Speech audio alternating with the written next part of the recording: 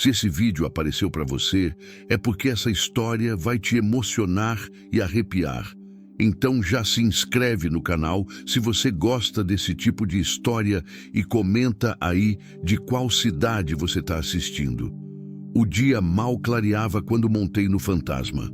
O frio cortava como faca velha, dessas que não corta de uma vez, rasga devagar, doendo mais.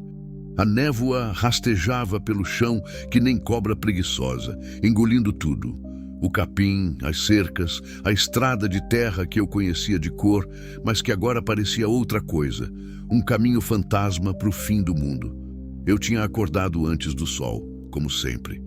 O corpo já nem precisa mais de relógio. Levanta sozinho, acostumado com a rotina que não muda nunca. Café preto, pão duro, silêncio.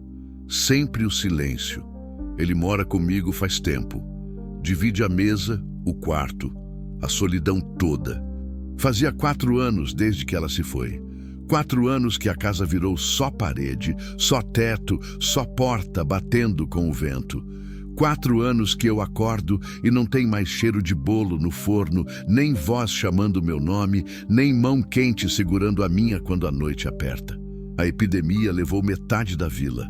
Levou ela também, e levou junto um pedaço de mim que nunca mais voltou.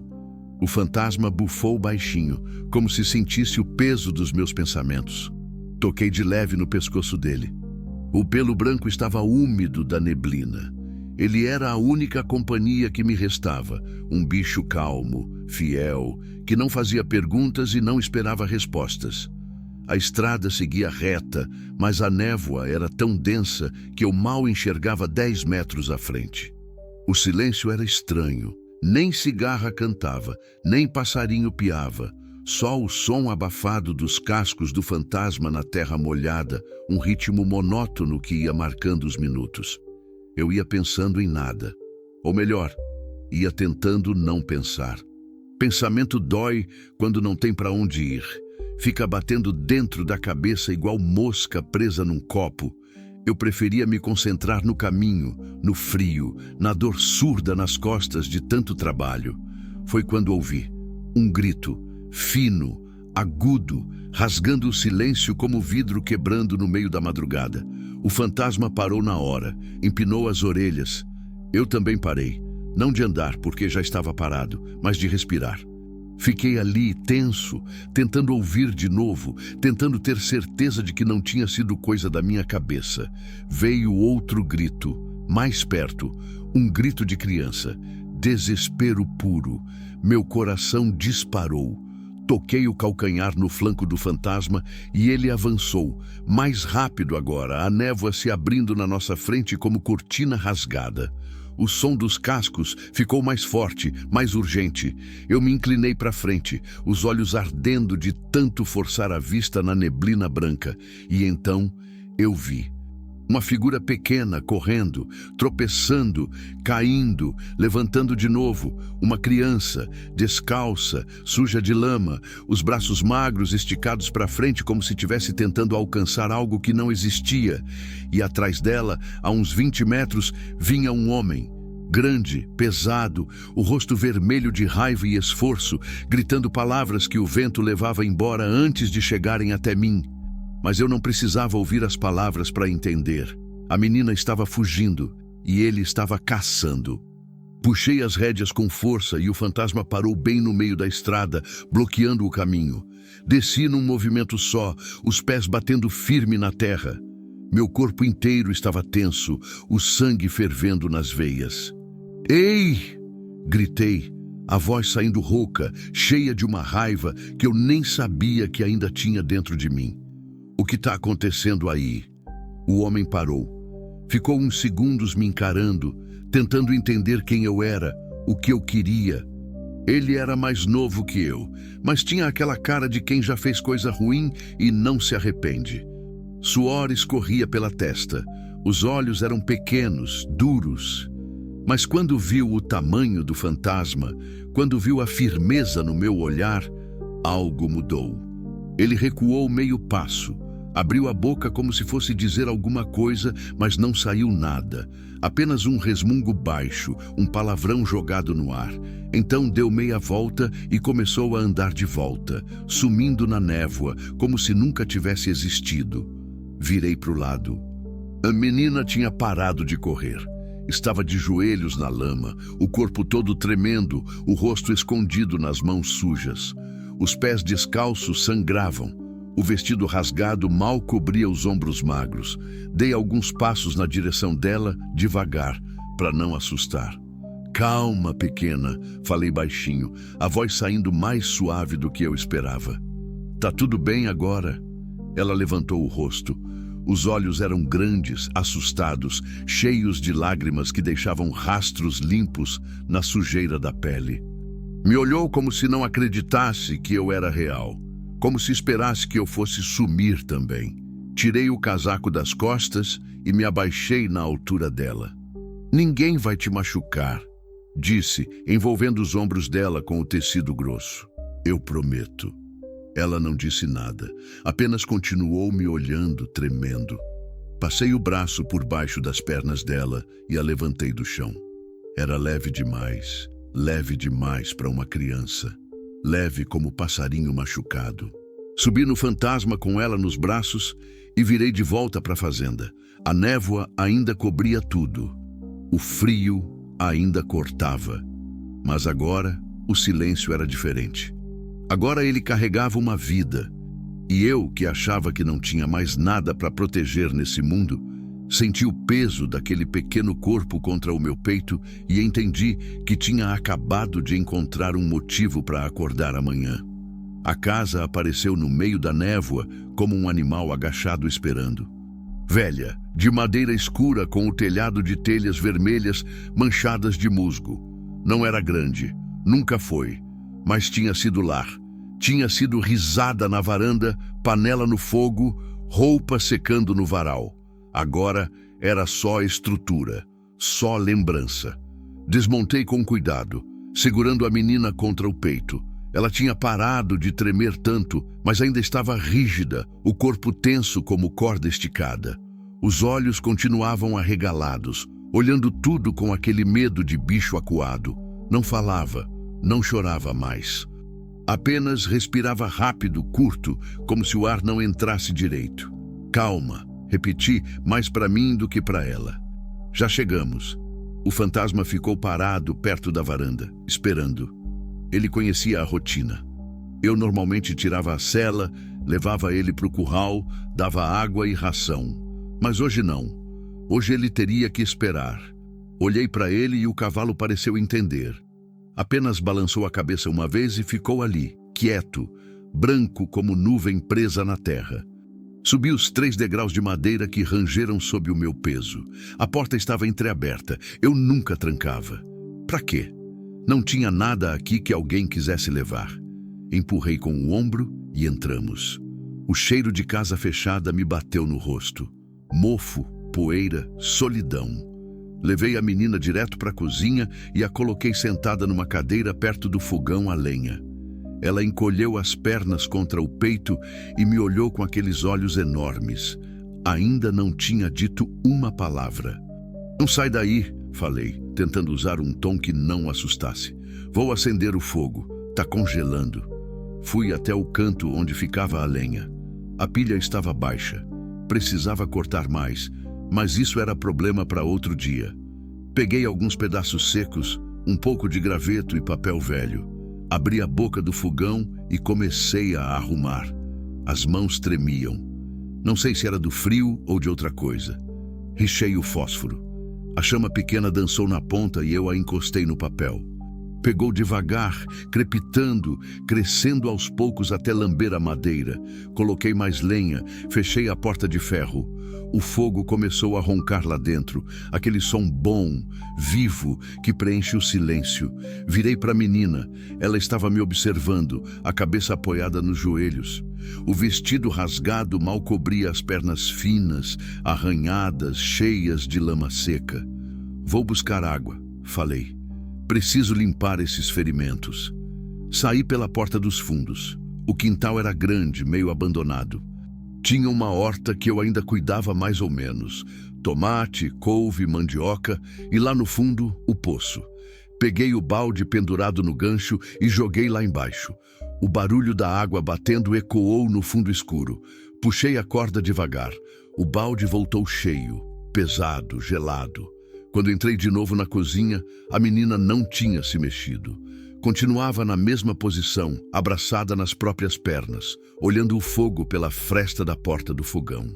A luz das chamas dançava no rosto sujo dela, pintando sombras estranhas. Coloquei o balde no chão e fui buscar panos limpos no armário. Eram poucos. Eu não ligava muito para essas coisas, mas achei 2 que ainda prestavam.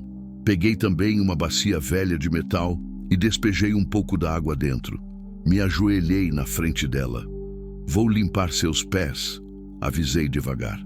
Vai arder um pouco, mas precisa. Tá muito sujo. Pode infeccionar. Ela não respondeu. Apenas me olhou. Mas quando estendi a mão, ela descruzou as pernas e deixou os pés aparecerem. Meu coração apertou. Os pés eram pequenos, de criança mesmo, mas estavam destruídos. Cortes fundos nos calcanhares, bolhas estouradas, pedaços de pele arrancados. O sangue tinha misturado com a lama e secado em crostas escuras. Um dos dedos estava inchado, quase roxo. Molhei o pano na água fria e comecei a limpar. Devagar, com cuidado. Ela não fez barulho, não reclamou. Apenas mordeu o lábio e fechou os olhos com força. Você é forte, falei baixinho, sem olhar para ela, concentrado nos ferimentos. Mais forte do que muito adulto que eu conheço. Limpei o sangue, a lama, a sujeira. A água da bacia foi ficando vermelha, turva. Quando terminei, sequei os pés dela com o outro pano e fui buscar um vidro velho de iodo que tinha guardado no armário. Apliquei nos cortes maiores. Dessa vez ela não aguentou. Soltou um gemido baixo e apertou os dedos na madeira da cadeira. Já passou, disse fechando o vidro. O pior já passou. Olhei para ela, para aquele rosto magro, sujo, assustado. Quantos anos teria? 7? 8? Difícil dizer. A fome e o medo envelhecem as crianças. Vou fazer comida, falei levantando. Você deve estar com fome. Fui até o fogão e coloquei uma panela com água para ferver. Tinha um pedaço de carne seca no armário, alguns legumes da horta, arroz. Não era grande coisa, mas era o que tinha. Comecei a picar as coisas devagar, deixando o silêncio tomar conta de novo. Mas era um silêncio diferente agora. Não era mais aquele silêncio pesado, morto, que me acompanhava fazia 4 anos. Era um silêncio cheio. Um silêncio que tinha alguém dentro, alguém respirando, alguém vivo. A água começou a ferver. Joguei tudo dentro. O cheiro começou a subir, quente, reconfortante. Mexi com a colher de pau e fiquei ali parado, olhando o vapor subir. Obrigada. A voz era tão baixa que quase não ouvi. Virei rápido. A menina estava me olhando. Pela primeira vez, os olhos não estavam só assustados. Tinha outra coisa ali. Gratidão, talvez. Ou só alívio. De nada, respondi, e a minha própria voz saiu estranha, meio travada. Voltei para a panela.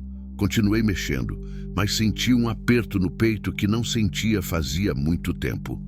Um aperto bom. Doloroso, mas bom.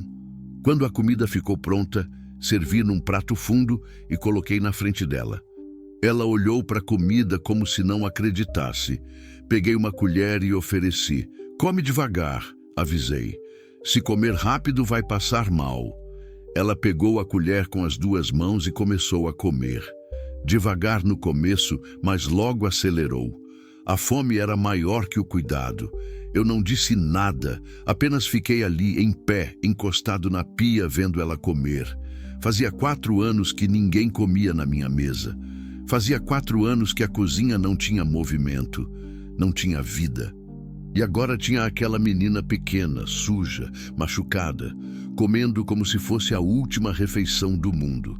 Quando o prato esvaziou, ela largou a colher e me olhou de novo. Como você se chama? Perguntei, a voz saindo mais suave do que eu esperava.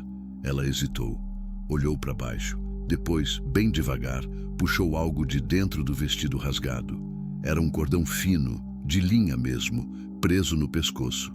E pendurado nele tinha uma medalha, pequena, de prata, gasta pelo tempo.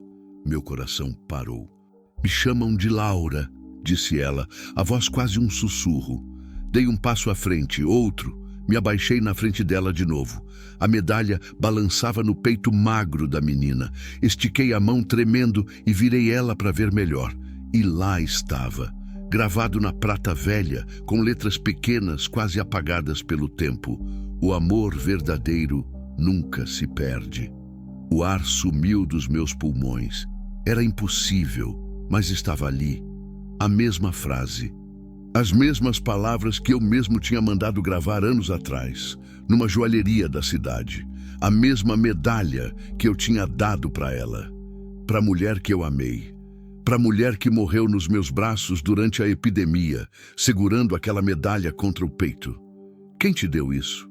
Perguntei, e minha voz saiu rouca, travada, cheia de algo que eu não sabia nomear. Laura me olhou com aqueles olhos grandes. Minha mãe, disse baixinho. Ela costura. Disse que um dia voltaria para me buscar. O mundo girou. Minha mãe, ela costura, voltaria para me buscar. Apertei os olhos, respirei fundo. Tentei organizar os pensamentos, mas eles estavam todos embaralhados, batendo uns nos outros como cavalos assustados. Sua mãe, comecei, mas a voz falhou. Onde ela tá? Laura baixou os olhos. Não sei. Ela me deixou com aquele homem. Disse que era só por uns dias, que ia arrumar dinheiro, mas faz muito tempo. O aperto no peito ficou maior, mais doloroso. E o homem? Quem é ele? Ele me obrigava a trabalhar, disse ela, a voz ficando mais fraca. Batia quando eu não fazia direito. Hoje eu fugi. Ele ficou com raiva. Correu atrás. Fechei os olhos. Respirei fundo. Senti a raiva voltando, quente, subindo do estômago até a garganta. Ele não vai te pegar de novo, falei, olhando direto nos olhos dela. Eu prometo. Ela assentiu devagar. Depois olhou para a medalha pendurada no pescoço.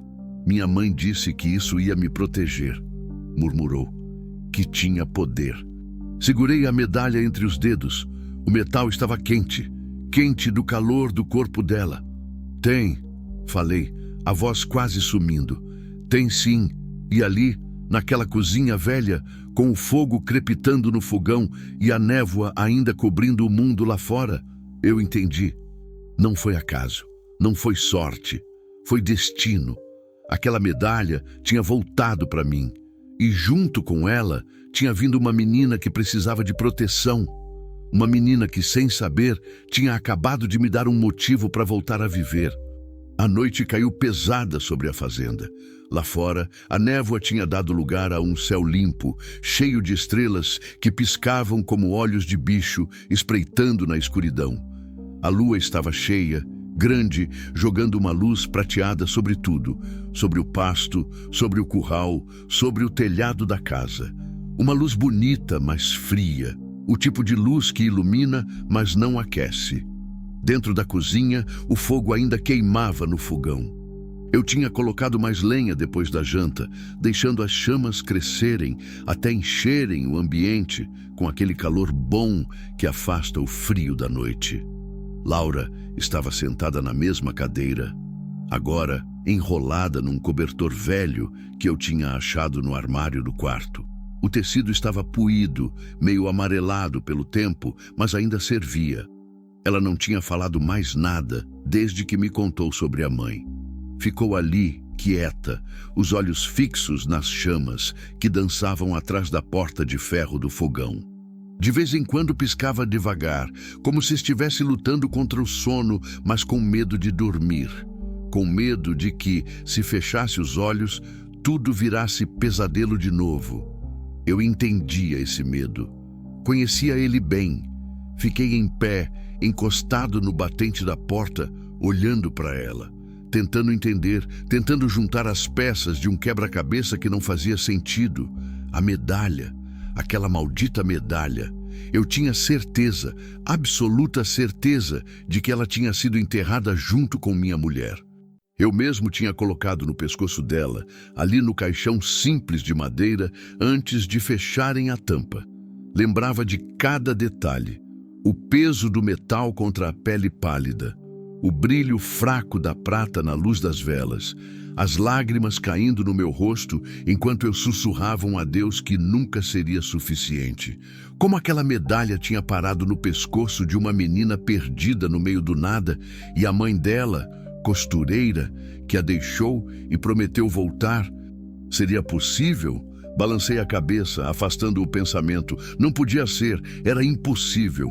Minha mulher tinha morrido. Eu vi. Eu segurei a mão dela até o último suspiro. Eu ajudei a cavar a cova. Eu joguei a primeira pá de terra. Mas então, como... Tá tudo bem? A voz de Laura me tirou dos pensamentos.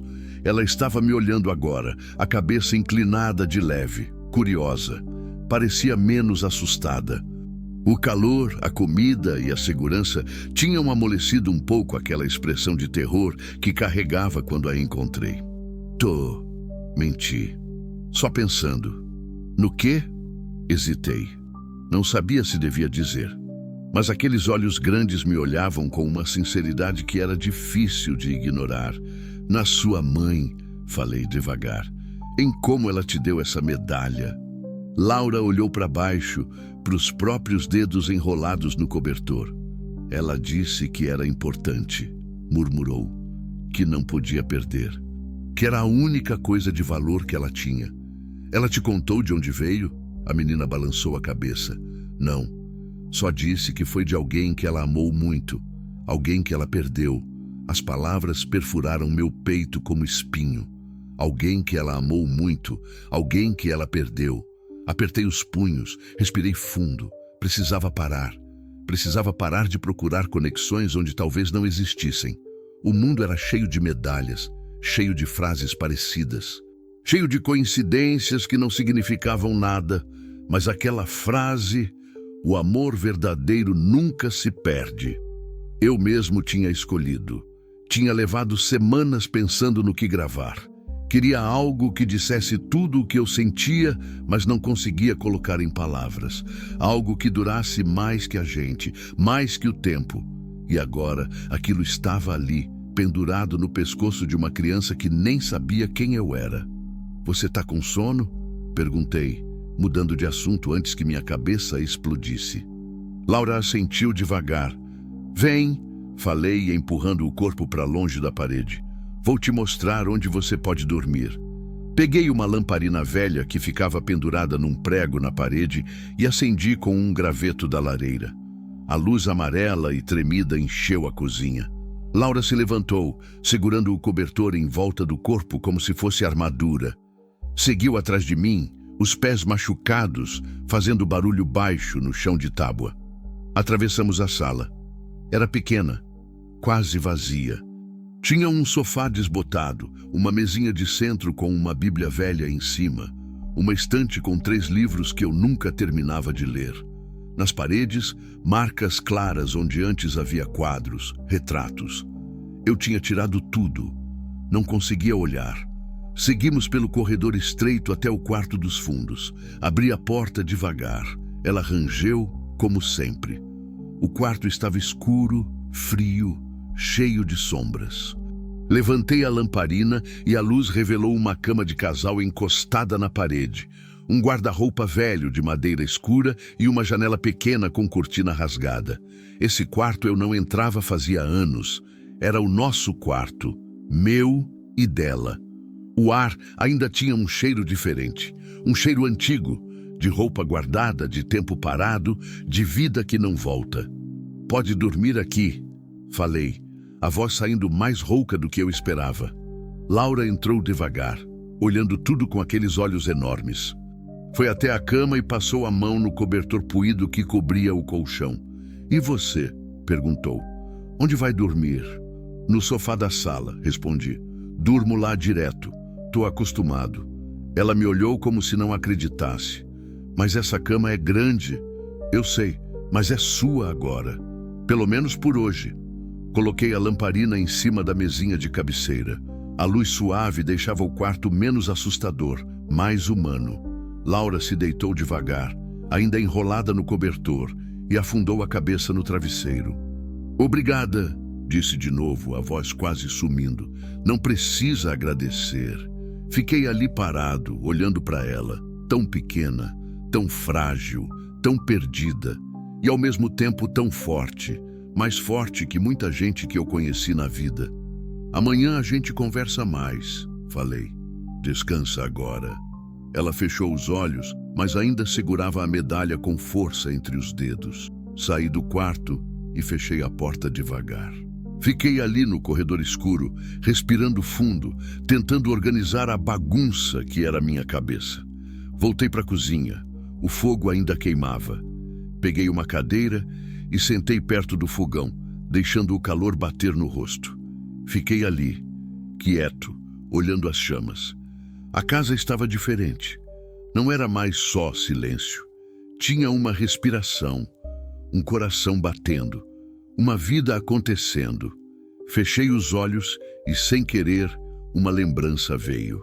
Ela sentada nessa mesma cozinha, costurando.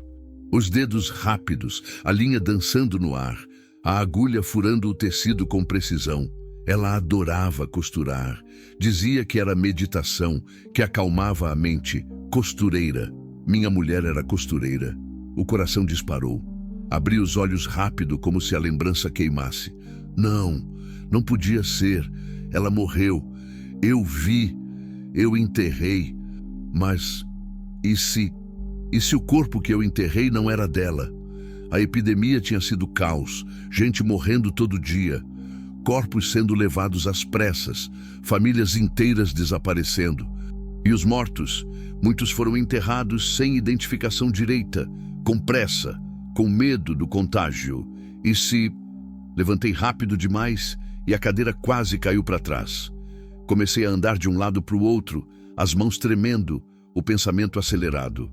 Se ela não tivesse morrido, se ela tivesse fugido, ou sido levada, ou perdido a memória, se ela tivesse sobrevivido e deixado a medalha com a filha, com Laura, com a nossa filha. Parei de andar. O mundo parou junto. Nossa filha. As contas começaram a se formar na minha cabeça.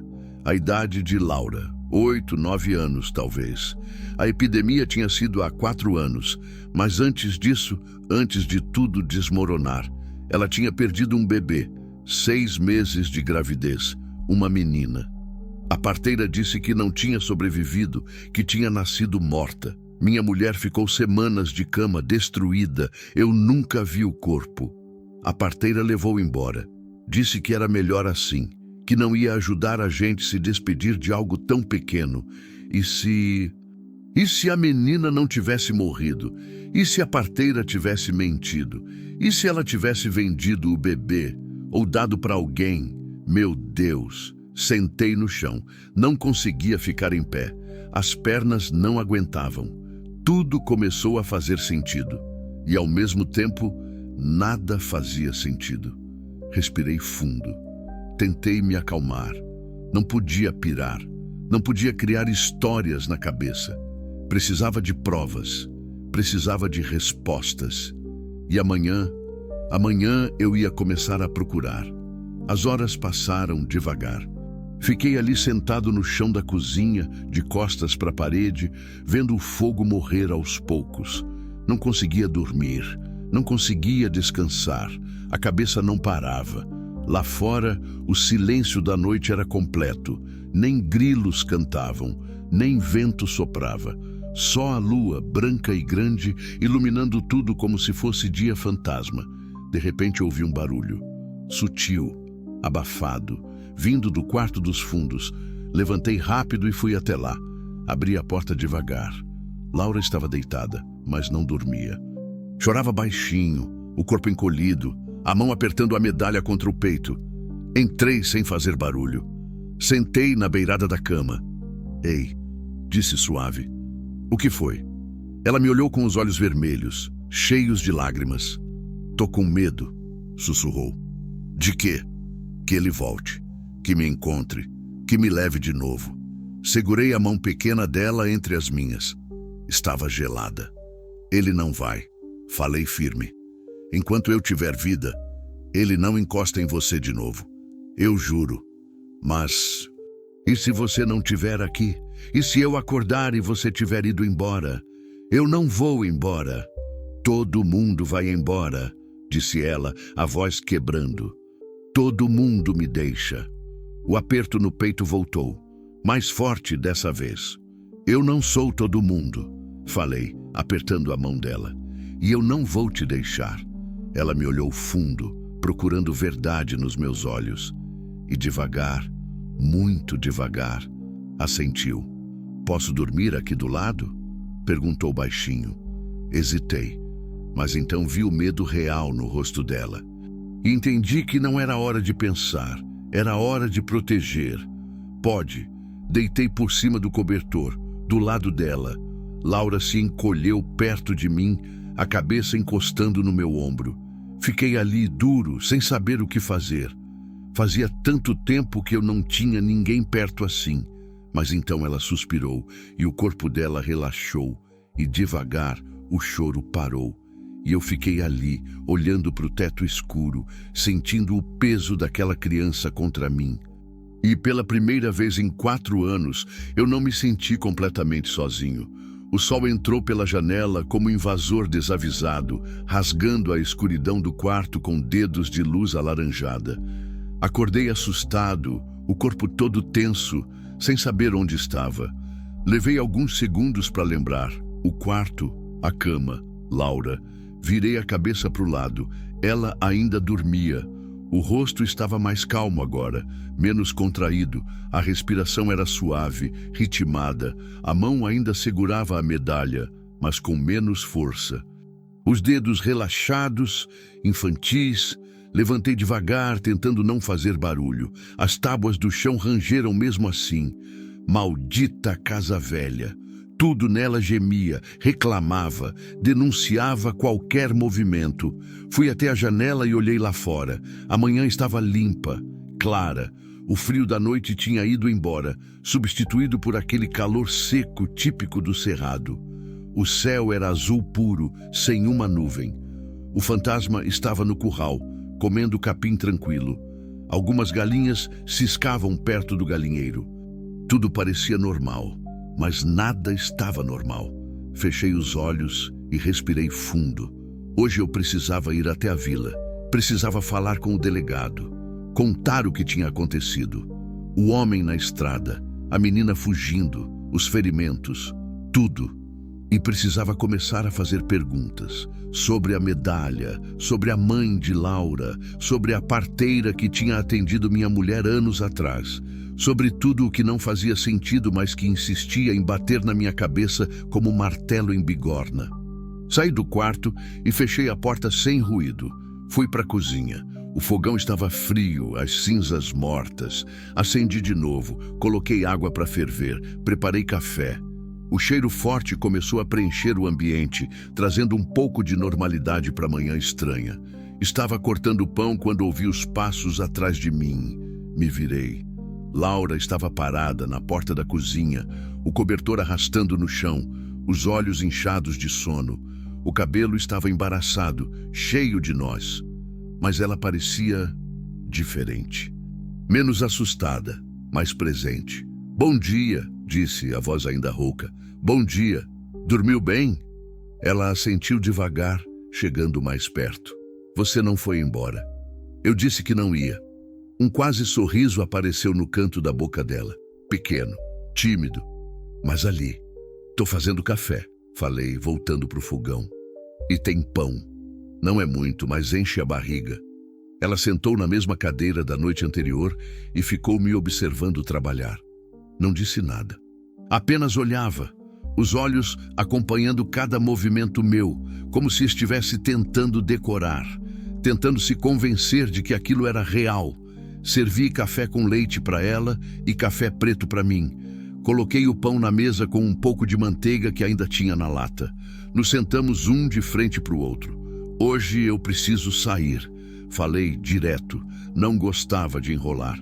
Preciso ir na vila, conversar com o delegado, contar o que aconteceu ontem.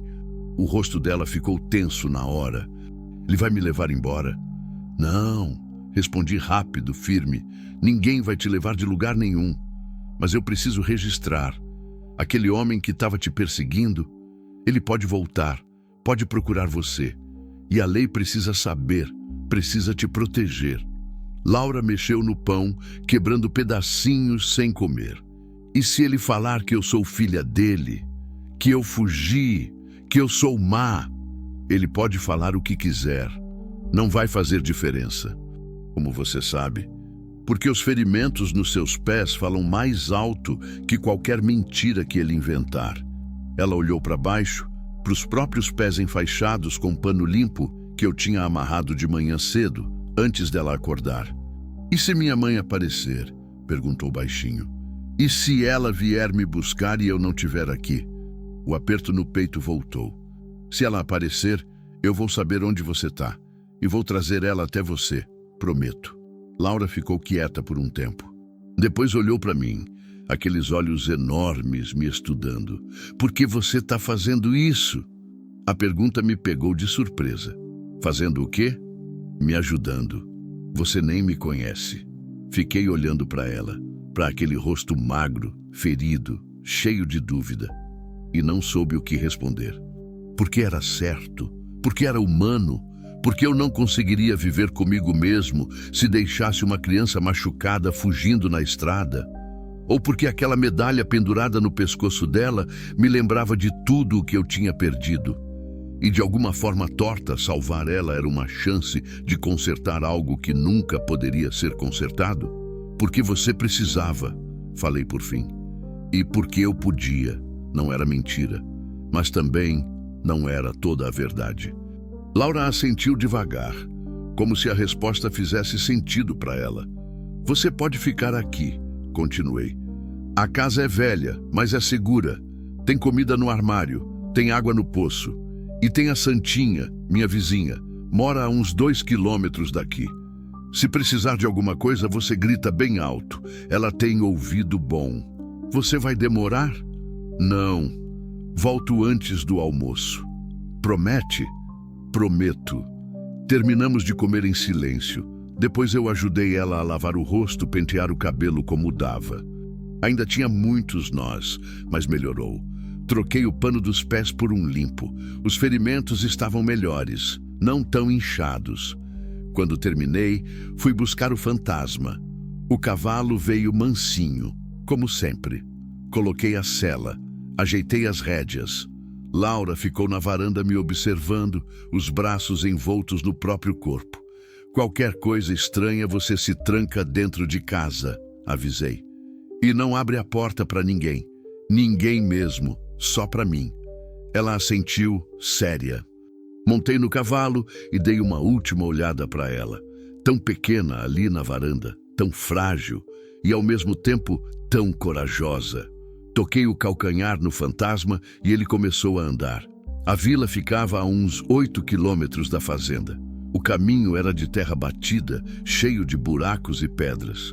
O sol já estava alto quando cheguei, queimando a nuca, fazendo o suor escorrer pelas costas.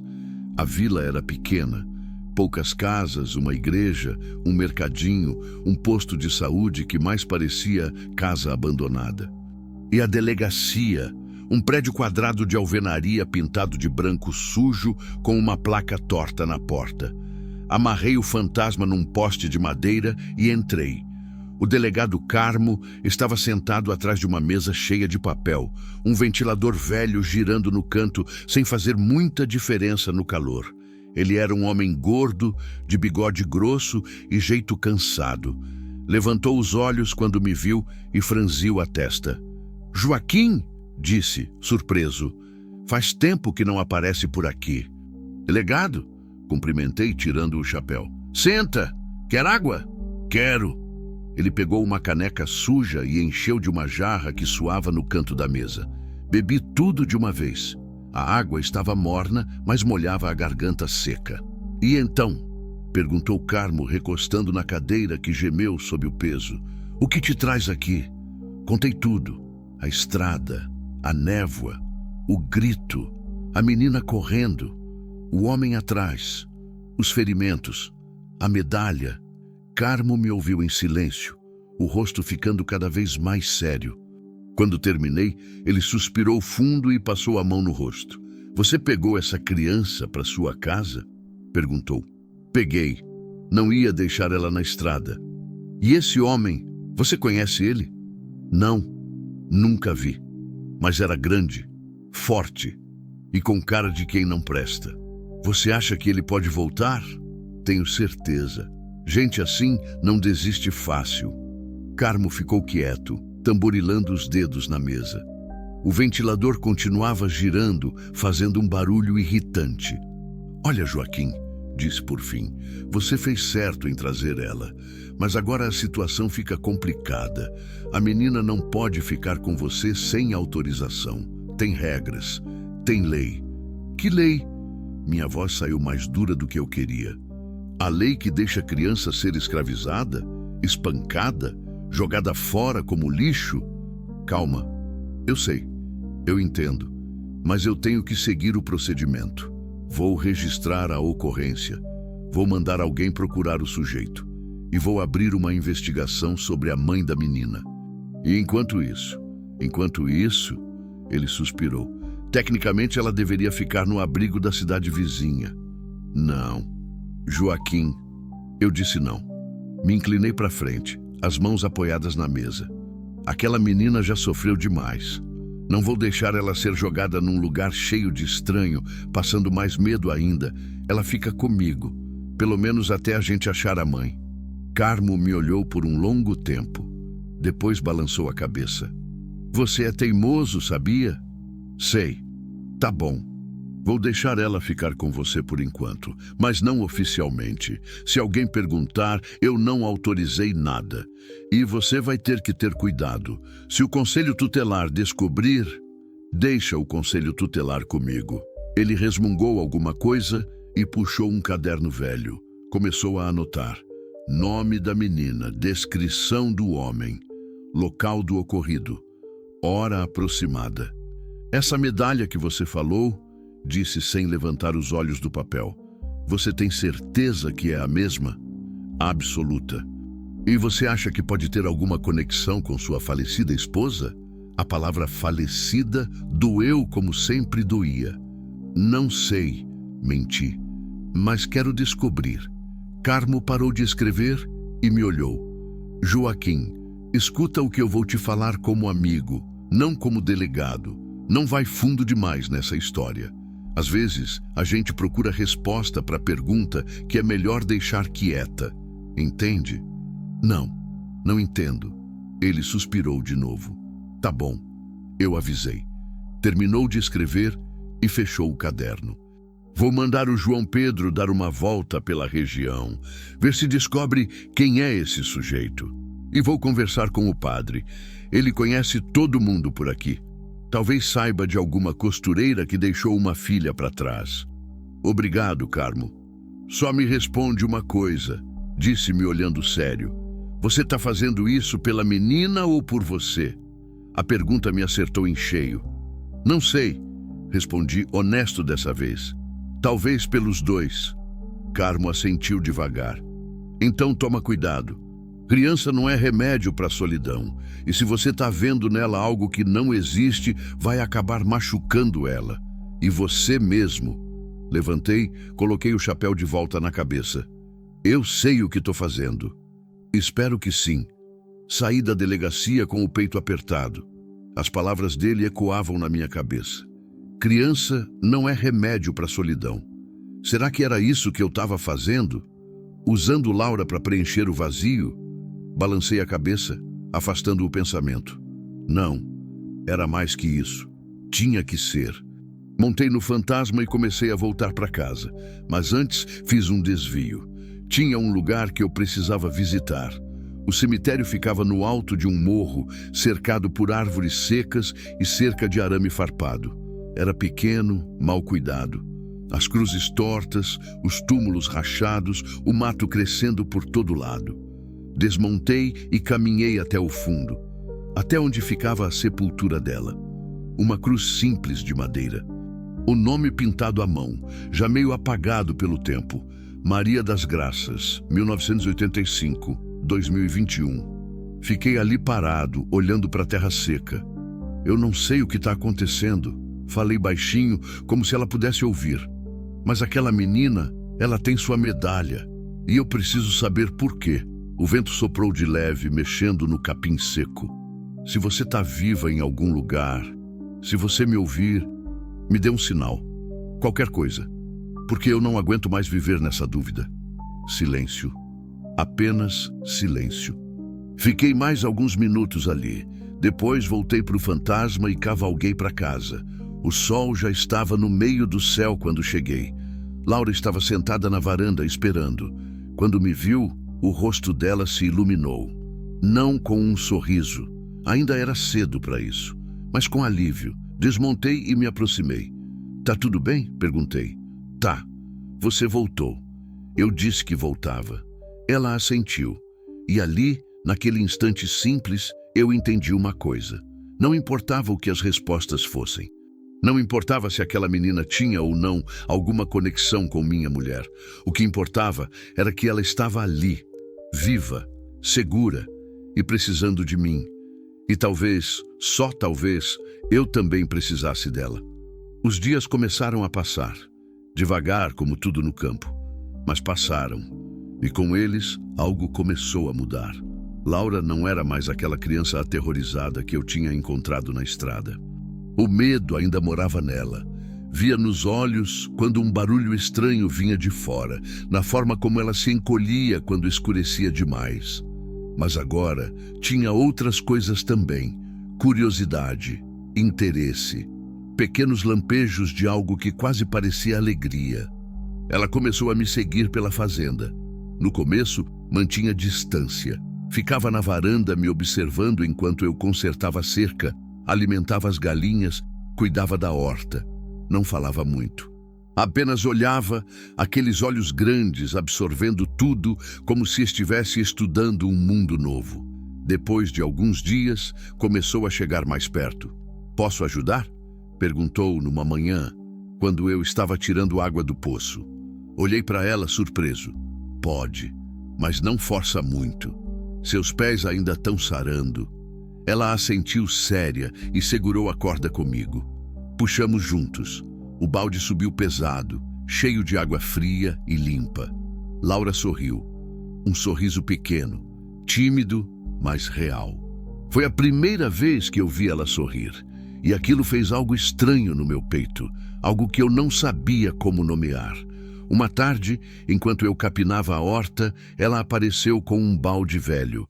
"Posso regar as plantas?" perguntou. "Pode, mas devagar, senão afoga." Ela encheu o balde no poço e começou a regar. Com cuidado, concentrada. A língua para fora, como fazem as crianças quando se esforçam. Fiquei olhando ela trabalhar. Os pés já estavam melhores, as feridas fechando, a pele nova crescendo. Ainda mancava um pouco, mas não reclamava. Nunca reclamava. "Minha mãe tinha uma horta", disse de repente sem parar de regar. "Menor que essa, mas tinha tomate e couve. Ela dizia que planta precisa de conversa para crescer bonita." "Conversa?" "É." Ela falava com as plantas todo dia. "Bom dia, boa tarde, boa noite." Dizia que planta tem sentimento. Sorri sem querer. Ela estava certa. Planta sente sim. Quem cuida com carinho colhe melhor. Laura parou de regar e me olhou. "Você conversa com as suas plantas?" "Às vezes." "O que você fala?" Fiquei sem resposta, porque a verdade é que eu não falava nada. Tinha parado de falar com tudo. Com as plantas, com os bichos, com Deus. Tinha parado de falar porque não via sentido, porque tudo o que eu dizia ecoava no vazio e voltava sem resposta. Mas não podia dizer isso para ela. Falo que elas são bonitas. Menti. E que vão crescer fortes. Laura assentiu, satisfeita, e voltou a regar. Mas agora ela falava com as plantas, baixinho, quase sussurrando, como se contasse segredos. Bom dia, tomateiro, você tá crescendo rápido. Olá, couve, você tá com sede? Boa tarde, mandioca. Tá quentinho hoje, né? E de alguma forma, aquilo fazia a horta parecer mais viva, mais real. Fazia tudo parecer mais vivo. À noite, começamos a ter uma rotina. Depois da janta, sempre simples, arroz, feijão, alguma coisa da horta. A gente sentava perto do fogão. Eu lia a Bíblia em voz baixa, mais por hábito do que por fé. Laura ficava encolhida no cobertor, ouvindo. Uma noite, ela perguntou: "Você acredita em Deus?" A pergunta me pegou desprevenido. "Acredito", respondi devagar. "Mas tem dia que fica difícil." "Por quê?" "Porque ele levou embora quem eu amava." E não deixou nem explicação. Laura ficou quieta por um tempo. Depois disse: "Minha mãe dizia que Deus não tira ninguém, só empresta por um tempo. E quando chama de volta é porque tem um plano que a gente não entende." Sua mãe era sábia. Era. A voz dela ficou mais baixa. Ou é? Não sei. O silêncio voltou. Mas era um silêncio bom, cheio de presença. "Você acha que ela tá viva?" Perguntei sem olhar para ela. "Acho, eu sinto. Aqui." Ela colocou a mão no peito, como se ela estivesse perto, mesmo longe. "E por que você acha que ela te deixou?" Laura demorou para responder.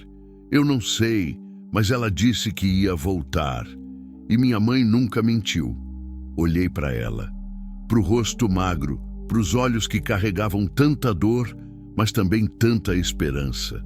"Então ela vai voltar", falei, com uma convicção que eu não sentia. "E quando voltar, você vai estar aqui, segura, esperando." Laura assentiu. E pela primeira vez, encostou a cabeça no meu ombro. Fiquei imóvel, com medo de me mexer, com medo de quebrar aquele momento frágil. E ali, naquele silêncio cheio, eu percebi que não era só ela que estava se curando. Eu também estava. Uma semana depois, o delegado Carmo apareceu. Era 1:30. Eu estava consertando o telhado do galinheiro quando ouvi o barulho do motor. Um jipe velho, barulhento, levantando poeira na estrada. Desci da escada e fui até a frente da casa. Laura tinha sumido. Correu para dentro assim que viu o carro. Ainda tinha medo de estranho. Carmo desceu do jipe, o rosto suado, o uniforme amassado. "Joaquim", cumprimentou. "Delegado, novidade?" Ele olhou em volta, como se procurasse alguém. "A menina tá aí?" "Tá", mas ficou com medo. Entrou. Carmo assentiu. "Melhor assim. Preciso falar com você primeiro." Meu estômago apertou. "Achou o homem?" "Não. Sumiu. Perguntei para todo mundo. Ninguém viu, ninguém sabe. É como se ele nunca tivesse existido. Ou como se tivesse fugido. Pode ser, mas tem outra coisa." Ele hesitou. Coçou a nuca, suspirou fundo. "Que coisa?" insisti. Fui atrás da história da mãe da menina. Conversei com o padre, com a dona do mercado, com gente que conhece gente. E achei algo. O coração disparou. "O quê?" "Tem uma mulher, costureira. Mora numa cidade pequena, uns 100 quilômetros daqui. Apareceu lá faz uns 3, 4 anos. Meio perdida, dizem. Sem documento, sem memória direito. Começou a trabalhar costurando para fora. Ganha pouco, mal sobrevive. A respiração ficou presa na garganta. E o padre lá disse que ela tem uma marca no braço, uma queimadura velha, em forma de ferradura. O mundo girou. Minha mulher tinha uma marca assim. Tinha se queimado quando criança, brincando perto do fogo. Uma ferradura que o avô usava para ferrar cavalo tinha caído e pegado no braço dela. Deixou uma cicatriz que nunca saiu. "Como ela se chama?" perguntei, a voz saindo rouca. "Ana." Mas o padre disse que ela não lembra do sobrenome. "Não lembra de muita coisa. Trauma", disseram os médicos, "da epidemia. Ana. Não era Maria, mas podia ser. Podia ser esquecimento. podia ser medo, podia ser recomeço. Você tem endereço? Carmo tirou um papel amassado do bolso e me entregou. Tenho. Mas Joaquim... Escuta, pode não ser ela. Pode ser só coincidência. Ferradura é comum. Mulher costureira também. Eu preciso ver. Eu sei. Mas se for ela, se realmente for, você pensou no que vai dizer? No que vai fazer? Passaram 4 anos. 4 anos, Joaquim. Gente muda, situação muda. Não importa. Se ela estiver viva, eu preciso saber. Carmo me olhou com pena. Pena misturada com preocupação. E a menina? Você vai levar ela? Pensei nisso. Laura, ver a mãe de novo. Se reunir. Mas e se não fosse a mãe dela? E se fosse só uma mulher parecida? Eu ia quebrar o coração daquela criança de novo? Não, decidi. Vou sozinho primeiro. Confirmo. E aí? Aí eu vejo. Quer que eu vá com você? Não. Isso eu preciso fazer sozinho. Carmo assentiu devagar. Quando você vai? Amanhã. Naquela noite não consegui dormir. Fiquei sentado na cozinha, olhando o fogo morrer no fogão. A cabeça, uma tempestade de pensamentos. E se fosse ela? E se Maria tivesse sobrevivido, perdido a memória, começado outra vida? E se Laura fosse realmente minha filha? A filha que a parteira disse que tinha morrido. Tudo fazia sentido, e ao mesmo tempo, nada fazia sentido. Ouvi passos atrás de mim. Virei. Laura estava ali, descalça, o cobertor em volta dos ombros, os olhos inchados de sono. Não consegue dormir? Perguntou. Não. Por quê? Como explicar? Pensando em coisas? Falei. Vago. Ela se aproximou e sentou no chão do meu lado, encostando a cabeça no meu joelho. Quando eu não consigo dormir, minha mãe cantava para mim, disse baixinho. Você sabe cantar? Não, nunca fui bom nisso. Então conta uma história. Que tipo de história? Qualquer uma. Só para eu não sentir sozinha. Sozinha. Aquela palavra ecoou em mim. Porque eu sabia exatamente como era. Estar sozinho mesmo com gente perto. Estar sozinho dentro da própria cabeça. Comecei a falar, sem pensar muito. Contei sobre o fantasma. Sobre como ele tinha chegado na fazenda, ainda potro, branco como neve, assustado com tudo. Como eu tinha domado ele devagar, com paciência, com carinho, como a gente tinha virado companheiro. Laura ouvia em silêncio, os olhos fechados. Quando terminei, ela já estava dormindo. Peguei ela no colo, tão leve, tão frágil, e levei para o quarto. Deitei ela na cama, cobri com o cobertor. Fiquei ali olhando, para o rosto calmo, para os cabelos espalhados no travesseiro, para a medalha brilhando no pescoço. O amor verdadeiro nunca se perde. Amanhã eu vou descobrir a verdade, sussurrei. E não importa o que aconteça, você vai ficar bem. Eu prometo. Saí do quarto e fechei a porta. E pela primeira vez em 4 anos, rezei. Não sabia mais como. Não sabia se as palavras chegavam em algum lugar, mas rezei mesmo assim, para que a verdade, qualquer que fosse, não destruísse ninguém. E para que eu tivesse força suficiente para aguentar o que viria. Porque no fundo, eu sabia. Amanhã, minha vida ia mudar de novo. Para melhor ou para pior. E não havia volta. Acordei antes do sol nascer. Não tinha dormido direito. Tinha passado a noite inteira me virando no sofá velho da sala, o corpo inquieto, a mente acelerada.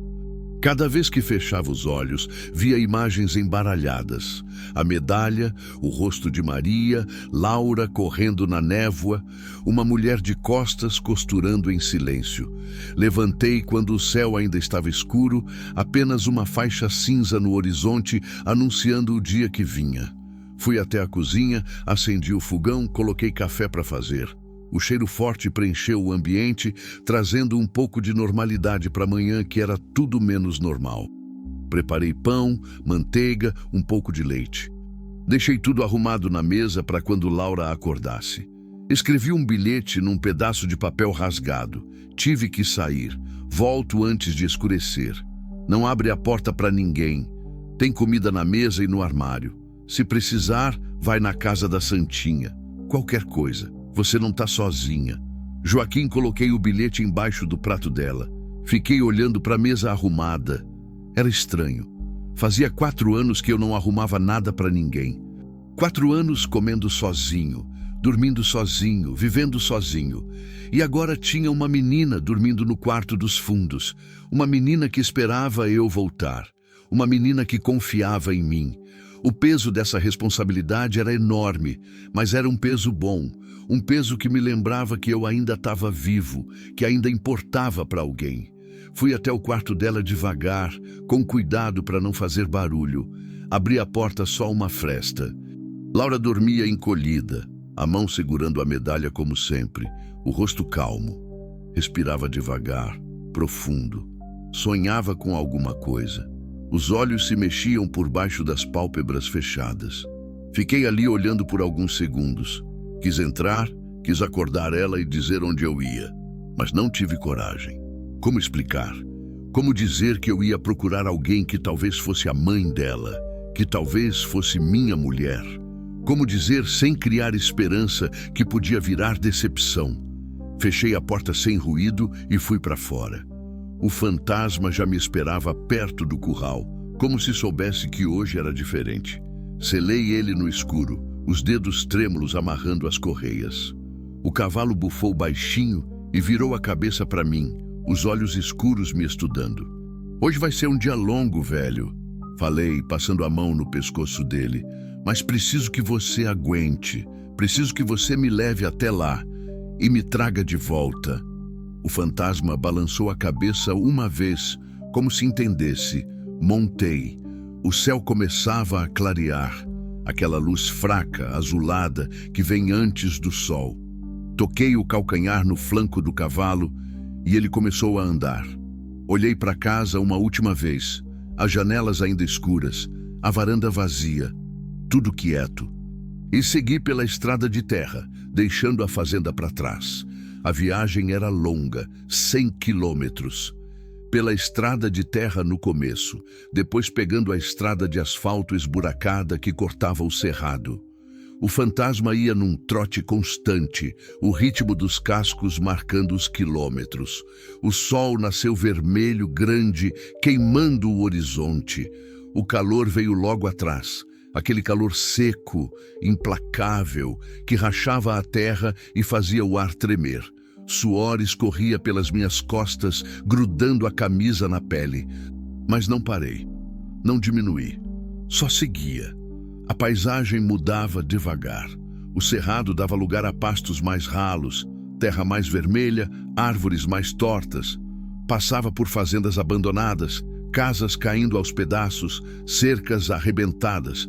Passava por vilarejos minúsculos, 3, 4 casas no máximo, onde crianças descalças me olhavam passar com curiosidade. Pensava em tudo e em nada ao mesmo tempo. Em Maria, em como ela era. O cabelo preto sempre preso num coque. As mãos pequenas, mas fortes, calejadas de tanto costurar. O jeito calmo de falar, como se cada palavra fosse escolhida com cuidado. O sorriso raro, mas lindo, que iluminava o rosto inteiro. Pensava em como ela tinha morrido, ou em como eu achava que ela tinha morrido. A febre, o corpo queimando, a respiração cada vez mais fraca. Ela me olhando nos últimos momentos, tentando falar, mas sem força. Eu segurando a mão dela, implorando para ela ficar, para ela lutar, para ela não me deixar. E ela indo mesmo assim, levando metade de mim junto. Mas e se aquilo não tivesse sido o fim? E se ela tivesse acordado depois, confusa, sem memória, sem saber quem era? E se alguém tivesse aproveitado a confusão da epidemia e a levado embora? E se ela tivesse vivido esses 4 anos perdida, sozinha, sem saber que tinha um marido procurando, uma vida esperando? As perguntas martelavam na minha cabeça sem parar. E quanto mais eu pensava, mais elas faziam sentido. Mas também mais elas assustavam, porque se fosse verdade, se Maria tivesse viva esse tempo todo, então eu tinha falhado, tinha desistido. Tinha enterrado alguém que não era ela e seguido em frente, ou tentado seguir. Tinha deixado ela perdida no mundo, enquanto eu me afogava em autopiedade. A culpa apertava o peito como torno. Balancei a cabeça, tentando afastar os pensamentos. Não podia surtar agora, não antes de saber a verdade. O sol já estava alto no céu quando cheguei na cidade. Não era grande, maior que a vila onde eu morava, mas ainda pequena.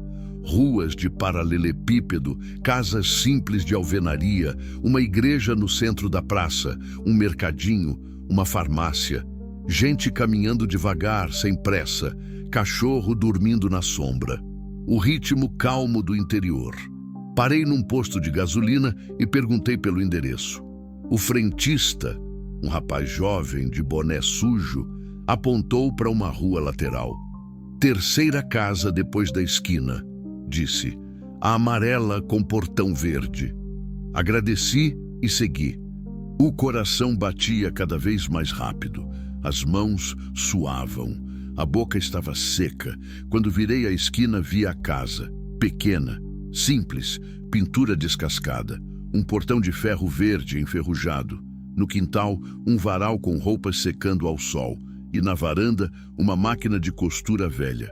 Desmontei do fantasma, as pernas tremiam. Amarrei as rédeas num poste e fiquei ali parado, olhando para casa. Será que era ali? Será que ela estava ali dentro? Respirei fundo. Uma vez, duas, três, e caminhei até o portão. Toquei a campainha. O som ecoou dentro da casa. Esperei. Passos lentos. Chegando perto, a porta se abriu e uma mulher apareceu. Ela era magra, muito magra. O rosto marcado por rugas que não existiam antes. O cabelo preto agora tinha fios brancos. Os olhos eram fundos, cansados. Mas eram os mesmos olhos que eu tinha visto 1000 vezes, que eu tinha amado, que eu tinha visto se fecharem para sempre. Ou assim eu pensava. Maria? Minha voz saiu num sussurro rouco, trêmulo. Ela me olhou, franziu a testa, confusa. Desculpa, eu conheço o senhor. O mundo desabou. Meu nome era Joaquim. Eu era o marido dela. A gente tinha vivido junto por anos. A gente tinha amado, brigado, rido, chorado. A gente tinha construído uma vida. E ela não me reconhecia. Eu sou... As palavras não saíam direito. Meu nome é Joaquim. Eu vim de longe, procurando alguém. Ela continuou me olhando, a expressão ainda confusa. Mas tinha algo ali, algo no fundo dos olhos. Como se uma parte dela, lá bem no fundo, reconhecesse alguma coisa. O senhor tá bem? Perguntou a voz suave. Quer água? Quero, por favor. Ela abriu o portão e me deixou entrar. Caminhei até a varanda com as pernas bambas. Sentei numa cadeira velha de plástico. Ela entrou na casa e voltou com um copo de água. Bebi tudo. Rápido demais. A água desceu gelada, aliviando a garganta seca. Obrigado, falei. De nada. Ela se sentou numa cadeira do outro lado, as mãos no colo. O que o senhor precisa? Olhei para ela, para cada detalhe, procurando provas, procurando certeza. O rosto era o dela, mais velho, mais cansado, mais dela. O jeito de sentar, de cruzar as mãos, de inclinar a cabeça, tudo era dela. Posso te fazer uma pergunta? Falei devagar. Pode. Você tem uma marca no braço? Uma cicatriz? Ela hesitou. A mão instintivamente foi para o braço esquerdo. Tenho. Por quê? Pode me mostrar? O rosto dela ficou desconfiado. Por que o senhor quer ver isso? Por favor, é importante. Ela me estudou por um longo momento. Depois, devagar, levantou a manga da blusa e ali estava a ferradura, a cicatriz velha, clara, inconfundível. Fechei os olhos. Respirei fundo. Era ela. Era realmente ela. Maria, falei de novo, a voz quebrando. Você não lembra de mim mesmo? Ela puxou a manga de volta, cobrindo o braço. Me chamo Ana. Não, Maria. E não, eu não te conheço. Desculpa. Mas você era Maria. Maria das Graças. Você morava numa fazenda, comigo. A gente era casado. O rosto dela ficou pálido. Eu não lembro. Eu não lembro de nada antes de 4 anos atrás. A epidemia, falei, mais para mim do que para ela. Você ficou doente, muito doente. Eu achei que você tinha morrido, mas você não morreu. Você está aqui. Lágrimas começaram a rolar no rosto dela. Eu não sei. Eu acordei num hospital, sozinha, sem saber meu nome, de onde eu vinha, quem eu era. Os médicos disseram que era trauma, que talvez a memória voltasse, mas não voltou. A voz dela quebrou. Nunca voltou. Levantei da cadeira. Queria ir até ela, segurar a mão dela, abraçar ela, mas não sabia se podia, não sabia se devia. E a menina? Perguntei. Laura. O rosto dela mudou. Dor misturada com culpa. Laura, sussurrou. Minha filha. Eu achei ela. Ou ela me achou. Não sei explicar. Ela apareceu na minha vida. Disse que eu era a mãe dela e eu acreditei. Porque quando olhei para ela senti algo. Aqui. Colocou a mão no peito. Algo que parecia verdadeiro, parecia certo. Mas você deixou ela, falei, e a raiva começou a subir na voz. Você deixou ela com um homem que batia nela, que fazia ela trabalhar, que perseguiu ela na estrada. Maria, Ana, começou a soluçar. Eu não queria, eu juro que não queria, mas eu não tinha dinheiro, não tinha casa direita, mal conseguia comer. Ele disse que ia cuidar dela, que ia dar comida, abrigo, disse que era só até eu juntar dinheiro. Eu confiei. Ela cobriu o rosto com as mãos. Fui idiota, fui egoísta, fui uma péssima mãe. Minha raiva começou a dar lugar a outra coisa. Pena, tristeza, compreensão, porque eu via agora, via a verdade. Ela não tinha abandonado Laura por maldade. Tinha abandonado por desespero, por não ter opção, por estar perdida no mundo sem memória, sem identidade, sem nada. Me sentei de novo, perto dela. Laura tá comigo agora, falei suave. Ela tá segura, bem cuidada. Maria levantou o rosto, os olhos vermelhos. Ela tá bem? Tá, os ferimentos tão sarando. Ela come direito, dorme direito. E ela fala de você, o tempo todo. Diz que você vai voltar. As lágrimas dela caíram mais forte. Eu não mereço ela. Talvez não, mas ela precisa de você. E você... Parei, escolhendo as palavras. Você precisa dela também. Ficamos em silêncio. O som do vento nas árvores, das roupas batendo no varal, de uma vida simples acontecendo. E você? Ela disse baixinho. Você é realmente meu marido? Fui, sou, não sei mais. Suspirei fundo. Mas sei que te amei. Muito. E que passei 4 anos achando que você estava morta. Que eu tinha perdido você para sempre. Eu sinto muito. Não é sua culpa. Mas eu não lembro de você. Não lembro de nada. Como pode funcionar assim? Olhei para ela. Para aquele rosto que eu conhecia, mas que agora era de uma estranha. Não sei se pode. Falei honesto. Não sei se dá para voltar atrás, mas sei que a gente precisa tentar. Por Laura. Ela precisa dos dois, de mim e de você. Maria assentiu devagar. O que a gente faz agora? Agora você vem comigo, volta para casa, conhece a fazenda de novo, conhece a vida que a gente tinha. E talvez a memória volte, ou talvez não, mas a gente tenta, juntos. Ela ficou quieta por um longo tempo, olhando para as próprias mãos, pensando. Depois levantou e entrou na casa. Voltou alguns minutos depois com uma mala pequena, velha, amarrada com corda. É tudo o que eu tenho, disse. É o suficiente. Voltamos juntos. Ela montada atrás de mim no fantasma, os braços em volta da minha cintura. Era estranho. Sentir ela perto de novo depois de tanto tempo, sentir o calor do corpo dela, a respiração, o peso. Mas era bom também. Diferente, mas bom. A viagem de volta pareceu mais rápida. Talvez porque não estava sozinho. Talvez porque agora tinha respostas. Ou pelo menos algumas. O sol começava a descer quando a fazenda apareceu no horizonte. E na varanda, sentada na cadeira, esperando, estava Laura. Quando ela nos viu, levantou num pulo. Ficou parada, imóvel, os olhos arregalados. O fantasma parou na frente da casa. Desmontei, ajudei Maria a descer. Mãe e filha ficaram se olhando. E então, Laura correu. Correu e se jogou nos braços da mãe, soluçando, gritando, agarrando como se fosse desaparecer de novo. Você voltou! Você voltou! Eu sabia! Eu sabia que você ia voltar! Maria abraçou a filha com força, chorando também, repetindo: desculpa, desculpa, desculpa. E eu fiquei ali, de pé, observando. Aquela cena que eu tinha imaginado 1000 vezes, mas nunca achei que veria. Uma família se reencontrando, uma história ganhando um novo capítulo. E pela primeira vez em 4 anos, senti algo que achei que nunca mais ia sentir. Esperança. A noite caiu devagar sobre a fazenda. Não era uma noite como as outras. Tinha gente na casa, vozes, movimento, vida.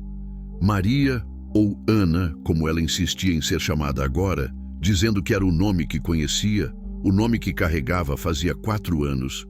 Ficou sentada na cozinha por um longo tempo, apenas olhando em volta.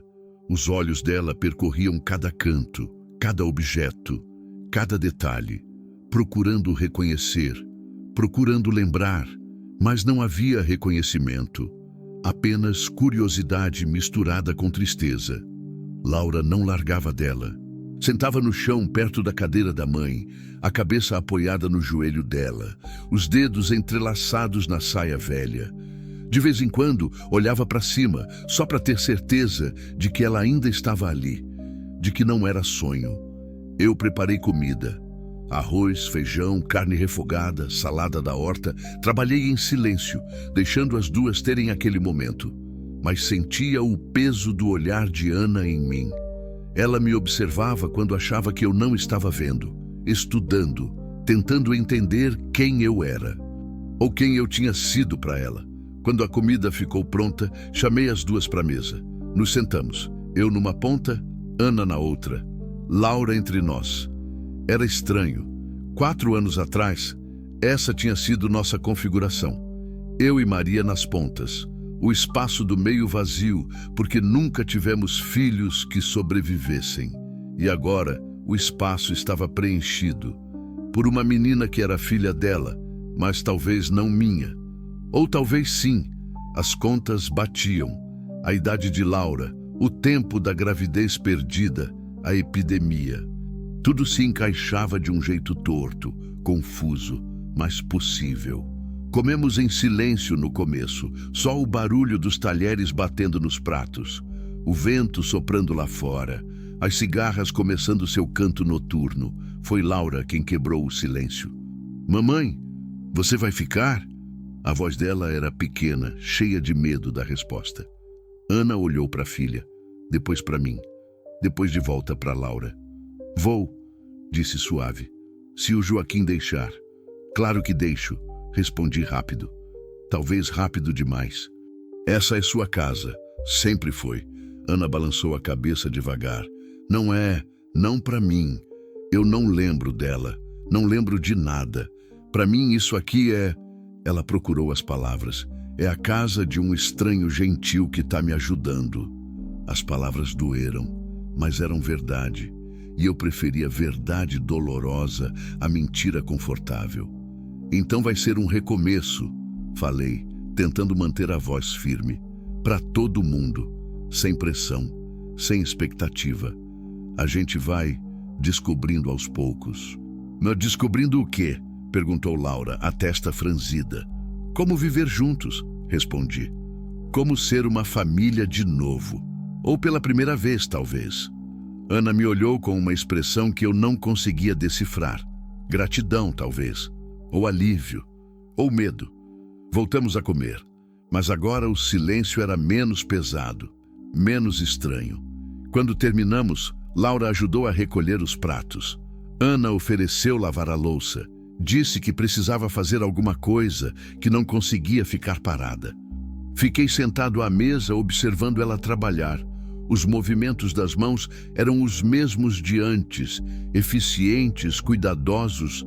Ela lavava cada prato com atenção, enxaguava devagar, colocava para secar com precisão. Era ela, mas não era. Era como olhar para um reflexo distorcido no espelho. Reconhecível, mas diferente. Joaquim? Ana chamou, sem virar. Sim? Obrigada por cuidar dela, por ir me buscar, por tudo. Não precisa agradecer. Preciso sim. Agora ela virou, as mãos ainda molhadas, os olhos brilhando com lágrimas contidas. Porque eu não sei se eu teria coragem de voltar sozinha. Eu não sei se eu teria achado ela de novo. E você fez isso, mesmo sem me conhecer mais, mesmo eu não lembrando de você. Levantei da cadeira e fui até ela. Parei a uns 2 passos de distância. Perto, mas não perto demais. Eu te amei muito, falei baixinho. E quando você morreu, parei, corrigi. Quando eu achei que você tinha morrido, uma parte de mim morreu junto. Eu passei 4 anos só existindo, não vivendo, só esperando o tempo passar até eu poder encontrar você de novo em algum lugar depois dessa vida. Ela me olhava, as lágrimas agora descendo pelo rosto. E então Laura apareceu. Continuei. E com ela, a verdade. E a chance de ter você de volta. Mesmo que seja diferente. Mesmo que você não lembre. Eu vou tomar essa chance. Porque a alternativa é voltar para a solidão. E eu não aguento mais aquilo. Ana deu um passo à frente, depois outro. Ficou perto de mim, levantou a mão devagar e tocou meu rosto. Era a primeira vez que ela me tocava desde que a reencontrei. A mão estava fria, molhada, mas era real. Eu não lembro de você, disse a voz quebrando, mas eu sinto algo. Aqui. Colocou a outra mão no próprio peito.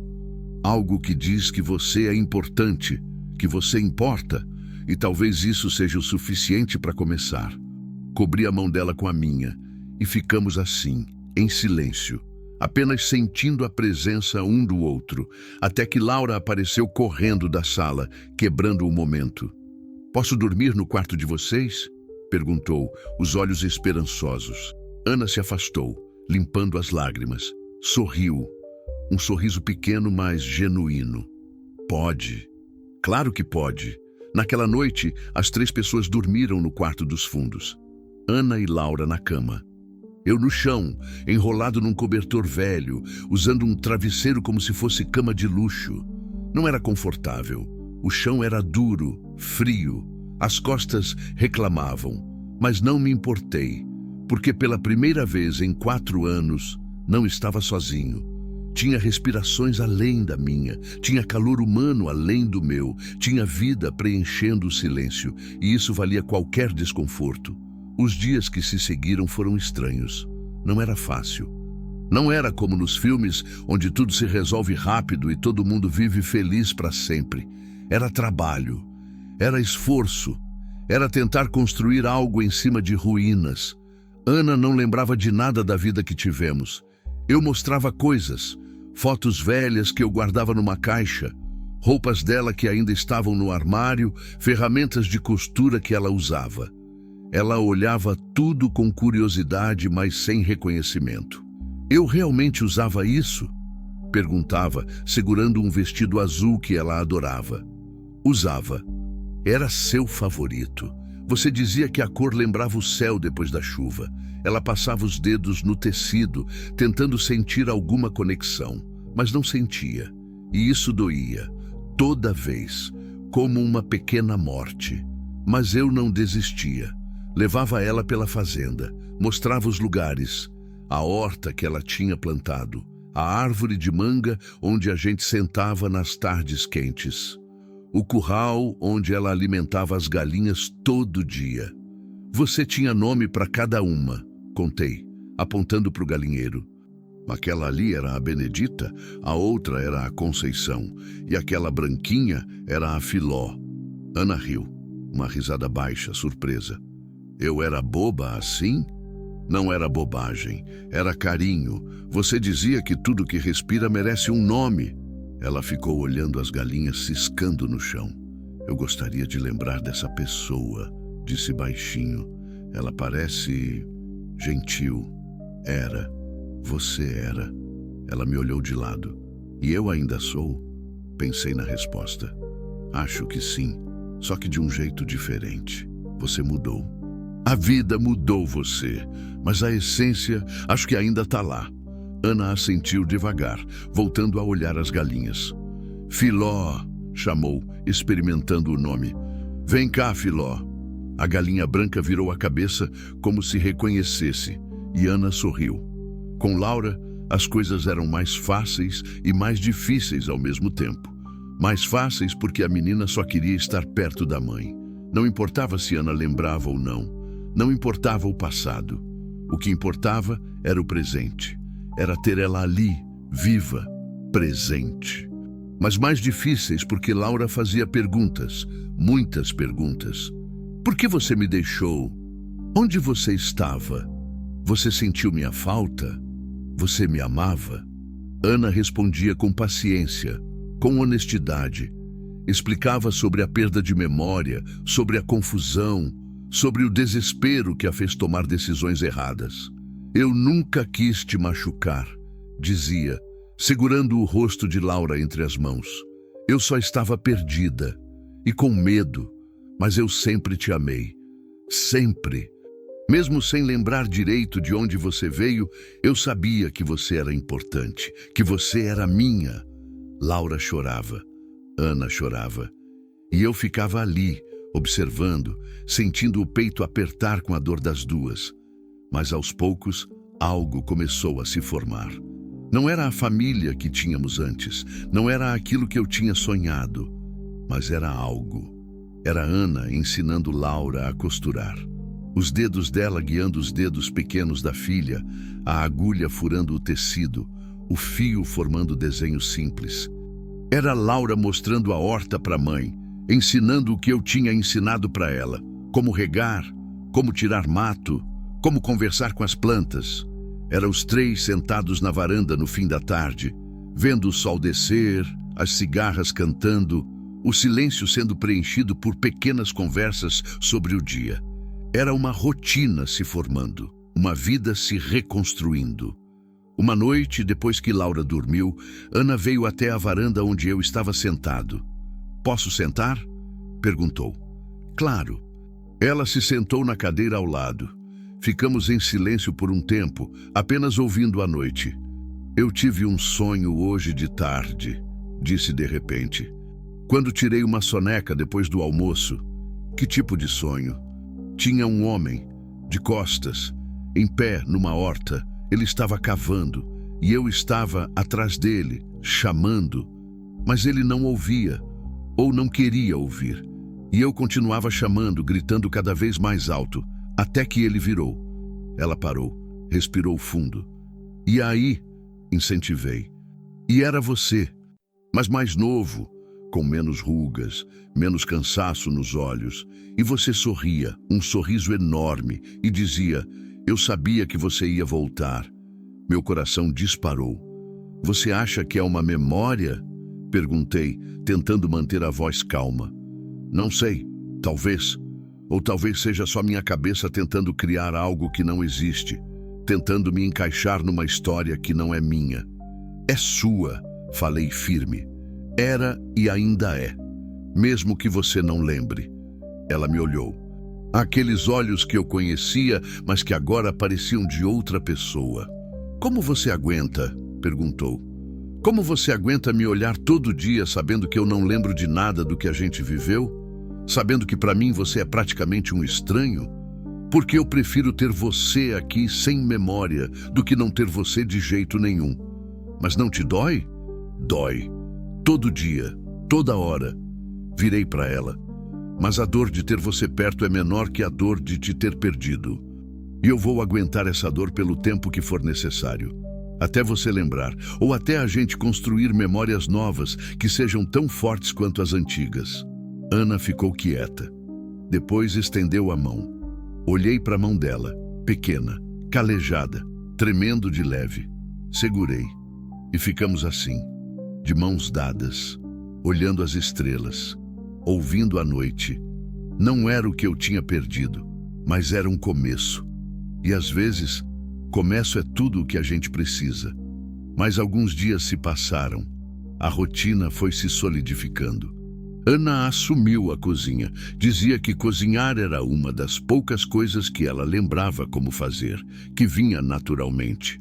Laura ajudava e eu cuidava do resto da fazenda.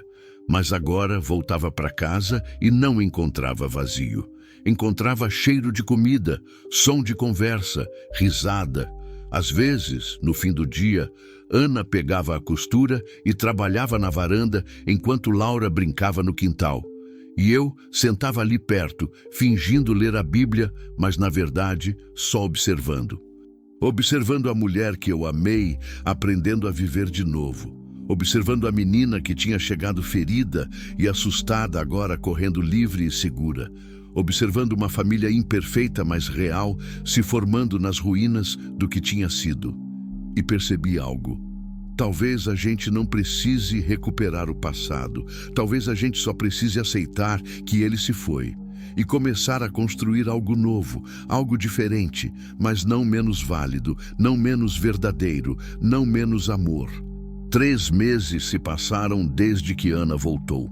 3 meses que pareceram 3 anos de tanto que aconteceu, de tanto que mudou, de tanto que se construiu em cima das ruínas. A fazenda não era mais aquele lugar silencioso e morto que tinha sido por 4 anos. Agora tinha vida pulsando em cada canto. O quintal estava mais cuidado. Ana tinha plantado flores perto da varanda, dizendo que lugar triste precisava de cor. Laura corria entre as galinhas, que agora realmente respondiam pelos nomes que ela gritava. O fantasma tinha companhia. Tínhamos comprado uma égua velha, mansa, para Ana e Laura aprenderem a cavalgar. As manhãs tinham rotina. Eu acordava cedo, como sempre, mas agora não acordava sozinho. Ouvia sons da casa despertando. Laura resmungando no quarto porque não queria levantar. Ana se movendo pela cozinha, acendendo o fogão, preparando o café. O cheiro invadindo a casa inteira. E eu que tinha passado 4 anos acordando para o silêncio, agora acordava para a vida. Mas nem tudo era fácil. Tinha dias que Ana acordava perdida.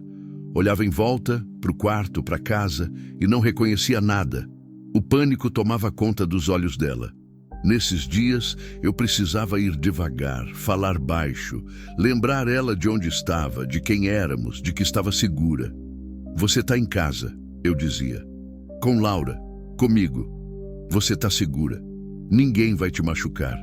Ela respirava fundo, várias vezes, até o pânico passar, e então assentia, envergonhada. Desculpa. Eu não sei por que isso acontece. Não precisa desculpa. O cérebro às vezes prega peça. A gente vai ter paciência. Tinha dias também que ela olhava para mim com tristeza. Eu queria lembrar, dizia, a voz pequena. Queria lembrar do que a gente viveu, do que a gente foi. Porque eu vejo nos seus olhos que foi importante, que foi grande, e eu não consigo acessar isso. É como se tivesse uma parede na minha cabeça bloqueando tudo. Talvez não seja para lembrar, eu respondia, mesmo sentindo o aperto no peito. Talvez seja para recomeçar, do zero, sem o peso do passado. Mas eu não quero que você carregue esse peso sozinho. Eu não estou sozinho. Você está aqui. Isso já é mais do que eu tinha. Ela pegava minha mão nesses momentos e apertava, como se quisesse transferir algum conforto que não sabia como dar com palavras. E eu apertava de volta. Porque no final era isso que a gente tinha. Mãos que se seguravam, presenças que se apoiavam, silêncios que diziam mais que palavras. Laura crescia a cada dia. Não fisicamente, ainda era pequena, magra, delicada, mas por dentro, nos olhos, na confiança. Ela não tinha mais pesadelos toda noite, não pulava assustada com qualquer barulho, não olhava para a estrada com medo de ver o homem que a perseguira voltando. Tinha visto o delegado Carmo algumas vezes. Ele vinha visitar, trazer notícias. O homem nunca foi encontrado, tinha sumido como fumaça. Mas Carmo garantiu que a investigação continuava aberta, que se ele aparecesse em qualquer lugar da região, seria preso. Ela está segura aqui, Carmo me disse numa dessas visitas, olhando para Laura que brincava no quintal. Você fez um bom trabalho, Joaquim. A gente fez, corrigi. Eu, Ana, até a Laura. Todo mundo fez sua parte. Ele sorriu. Aquele sorriso de quem vê algo bom acontecendo e sente que o mundo ainda tem jeito. E vocês dois? Perguntou mais baixo. Como está sendo? Suspirei. Difícil, mas não impossível. A gente está aprendendo a ser algo novo, algo que não é o que era, mas que pode ser bom do mesmo jeito. Ela lembrou de alguma coisa? Fragmentos, pedaços, nada concreto, mas tem momentos que ela faz algo. Um gesto, uma expressão, e eu reconheço. E acho que ela também reconhece, mesmo sem saber de onde vem. Memória é coisa estranha, Carmo disse, coçando o bigode grosso. E às vezes some para sempre, às vezes volta do nada, só o tempo vai dizer. Eu tenho tempo, falei, todo o tempo do mundo. Um dia, Ana me chamou para ver algo. Estava no quarto que ela tinha transformado em ateliê improvisado. A máquina de costura velha que ela trouxera estava instalada perto da janela. Tinha tecidos espalhados, linhas coloridas, agulhas de todos os tamanhos. Ela trabalhava costurando para fora. Pegava serviço de lojas na vila, consertava roupas, fazia peças sob encomenda. Não ganhava muito, mas ajudava. E mais importante, fazia ela se sentir útil. O que foi? Perguntei, entrando no quarto. Ela estava segurando algo nas mãos. Um tecido branco, delicado, com bordados. Achei isso, disse, a voz estranha. Estava no fundo do armário, enrolado num papel velho. Me aproximei. Olhei melhor. Era um vestido de bebê, pequeno, branco, com flores bordadas à mão na barra. Meu coração parou. Eu fiz isso? Ana perguntou, os olhos arregalados. Eu lembro de fazer algo assim. Não lembro quando, nem para quem, mas lembro dos movimentos, de bordar as flores, de escolher a linha, de... Ela parou, a respiração acelerada, de sonhar com alguém usando isso. Sentei na cama, as pernas fracas. Você fez, consegui dizer, quando estava grávida, 6 meses. Você fazia um por semana, toda noite, depois da janta. Dizia que quando a bebê nascesse, ia ter roupa para ano inteiro. Ana se sentou do meu lado, o vestido ainda nas mãos. E a bebê? Respirei fundo. Contei a verdade. A gravidez difícil, o parto prematuro, a parteira dizendo que a criança não tinha sobrevivido. O corpo pequeno demais, frágil demais. A dor que destruiu Maria por semanas. Mas você nunca viu? Ana perguntou. Nunca viu o corpo? Não, a parteira levou. Disse que era melhor, que não ia ajudar a gente se despedir de algo tão pequeno. Olhei para ela.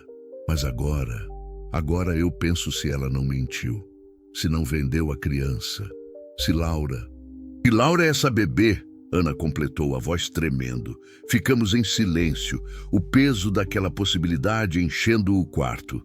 A idade bate, falei. A história bate.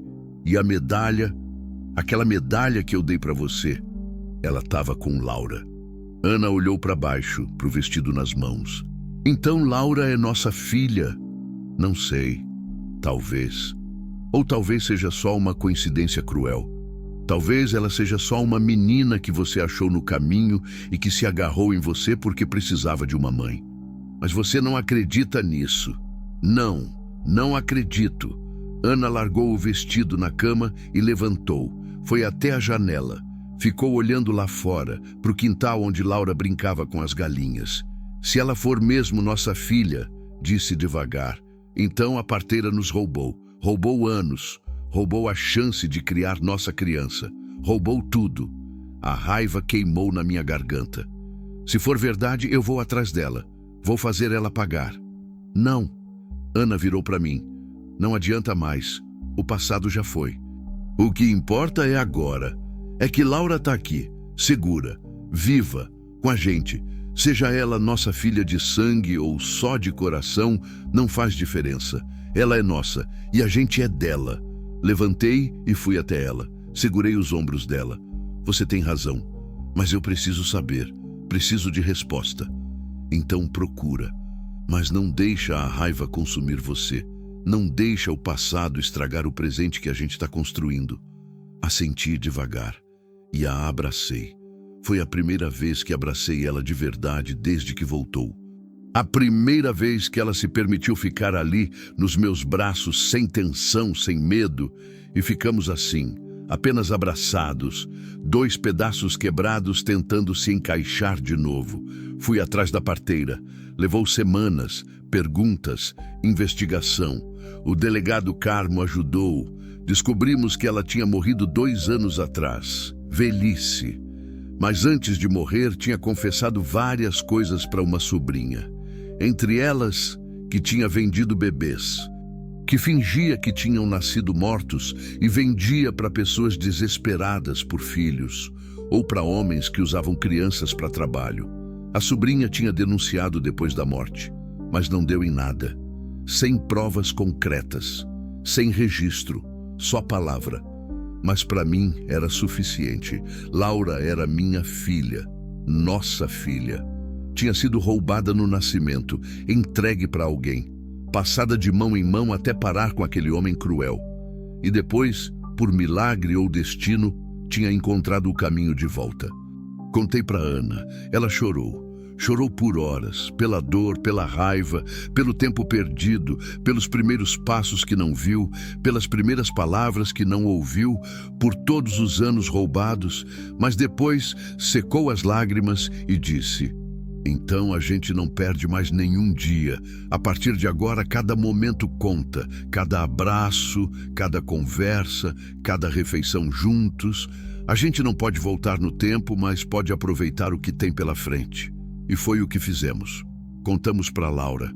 Sentamos os 3 na varanda numa tarde quente e contamos tudo.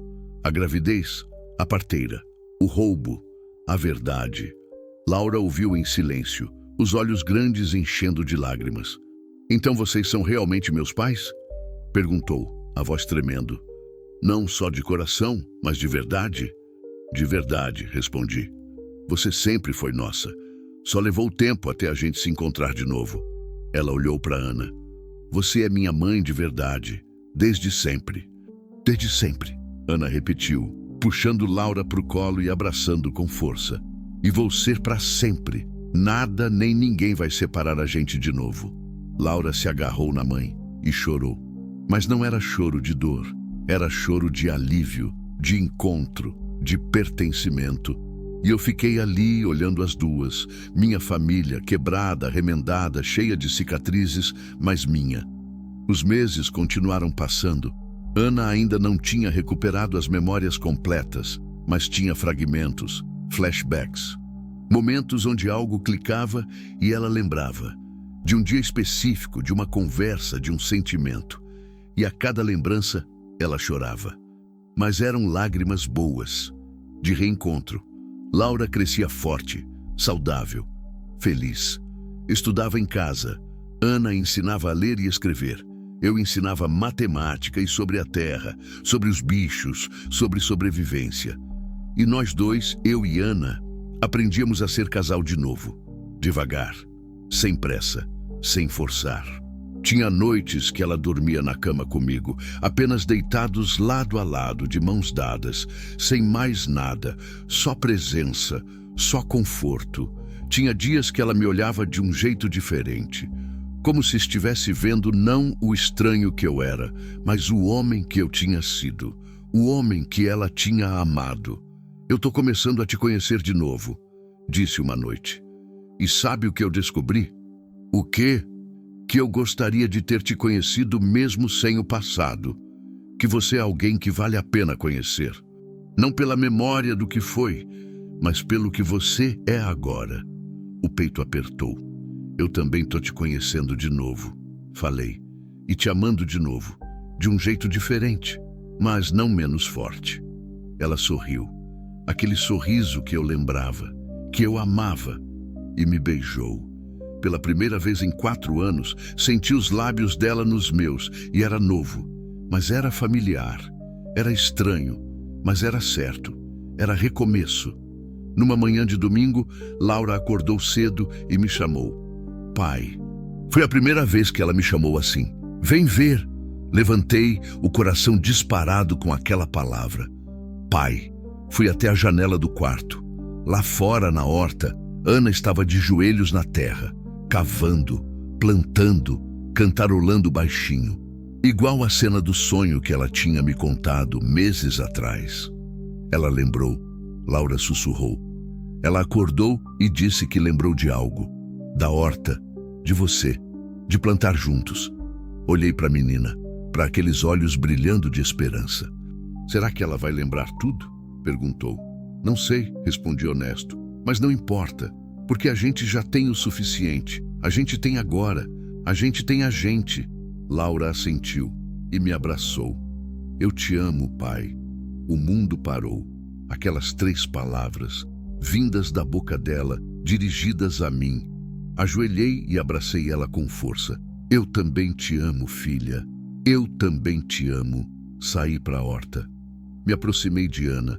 Ela levantou o rosto, terra nas mãos, suor na testa, sorriso nos lábios. Eu lembrei, disse. Lembrei da gente plantando juntos. Você reclamando que eu fazia buraco demais. Eu rindo. A gente brigando de brincadeira. Ajoelhei do lado dela. Lembrou mais alguma coisa? Lembrei que eu te amava.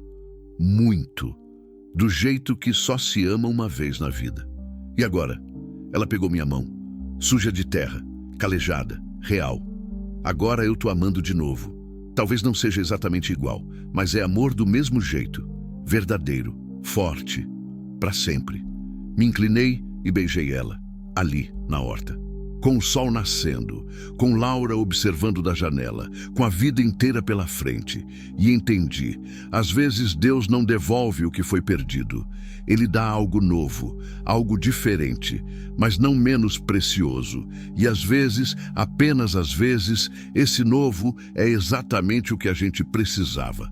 O amor verdadeiro nunca se perde, ele apenas se transforma e recomeça. Sempre.